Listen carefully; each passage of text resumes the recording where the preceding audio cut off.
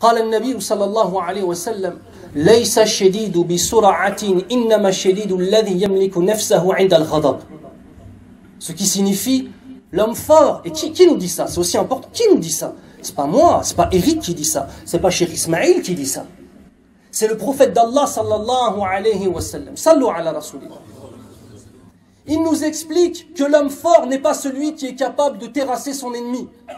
Ça c'est une illusion, t'es pas fort. Quand tu fais ça, t'es faible, ya akhil karim. L'homme fort, ce n'est pas celui qui est capable de terrasser son ennemi. L'homme fort, c'est celui qui est capable de maîtriser sa colère au moment où elle est la plus intense. C'est ça l'homme fort.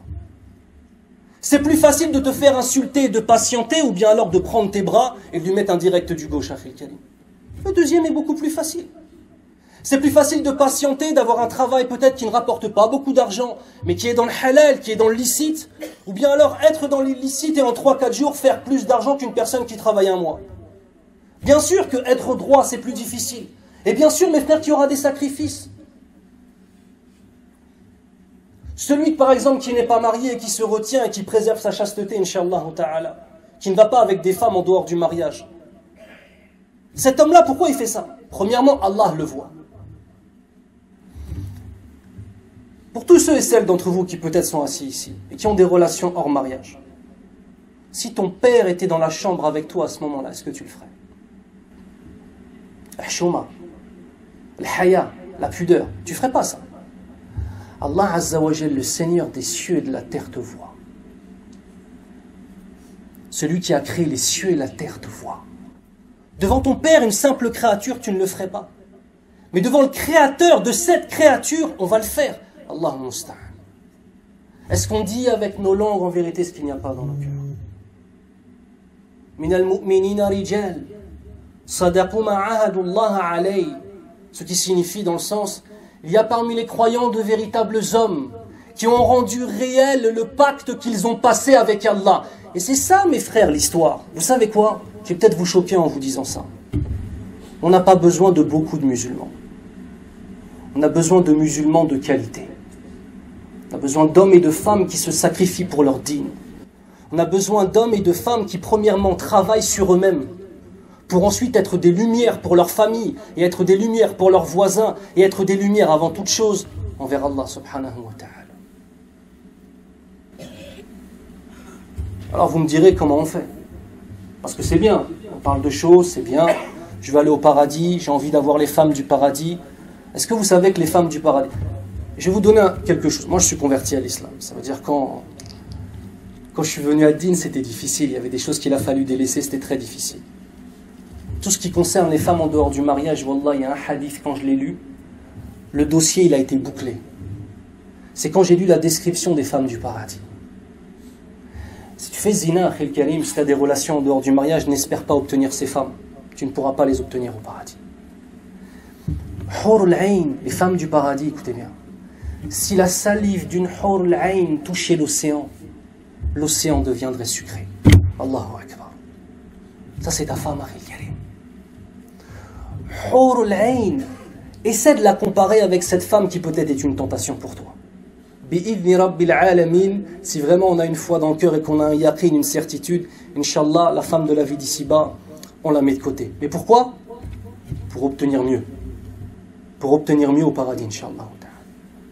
Allah Azza wa Jal nous dit dans le Coran, Bismillah ar-Rahman ar-Rahim, وَعَدَ اللَّهُ الْمُؤْمِنِينَ وَالْمُؤْمِنَاتِ جَنَّاتٍ تَجْرِي مِنْ تَحْتِهَا الْأَنْهَارُ خَالِدِينَ فِيهَا وَمَسَاكِنَ طَيِّبَةً فِي جَنَّاتِ عَدْنٍ وَرِضْوَانٌ مِنَ اللَّهِ أَكْبَرُ ذَلِكَ هُوَ الْفَوْزُ الْعَظِيمُ. Ce verset nous dit, dans le sens, Allah Azza wa Jal a promis aux croyants et aux croyantes les jardins du paradis, pour y demeurer éternellement, sous lesquels coulent des ruisseaux, ainsi que des maisons magnifiques, et encore une fois, d'autres jardins du paradis. Puis Allah Azza wa Jal finit par « Et la satisfaction d'Allah Azza wa Jal est plus grande ». Et c'est cela qui est le véritable succès, la véritable victoire. Mes frères, les jardins du paradis, est-ce qu'on peut les avoir dans cette vie d'ici-bas? La réponse est négative. Les femmes du paradis, est-ce qu'on peut les avoir ici-bas? La réponse est négative. Les ruisseaux du paradis, est-ce qu'on peut les avoir ici-bas? La réponse est négative. Les maisons du paradis, est-ce qu'on peut les avoir ici-bas? La réponse est négative. Mais regardez, dans la fin du verset, Allah Azza wa Jal nous dit que sa satisfaction est encore plus grande que toutes ces choses-là. Est-ce que la satisfaction d'Allah Azza wa Jal, on peut l'obtenir dans la vie d'ici-bas? La réponse est positive.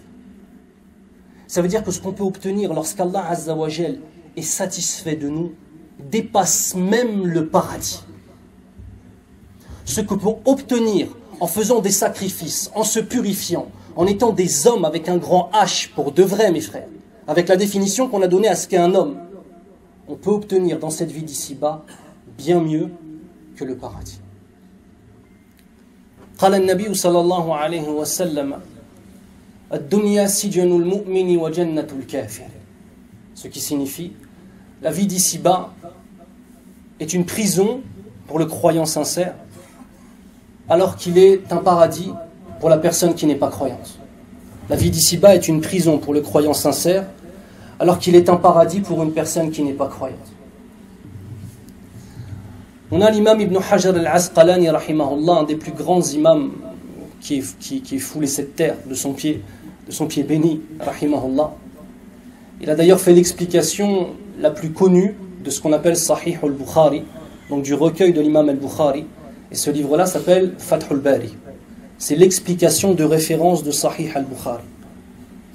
Il était du madhab de l'imam al-Shafi'i, rahimahullah. Il avançait dans la rue, il avait fini donc un dars et il était avec ses élèves. Et ses élèves sont autour de lui, en train de lui poser des questions, en train de l'honorer. Parce que comme vous le savez, une personne qui porte de la science, on se doit d'avoir un certain comportement envers lui. Non pas pour lui en tant que personne, mais pour la science qu'il porte, je répète.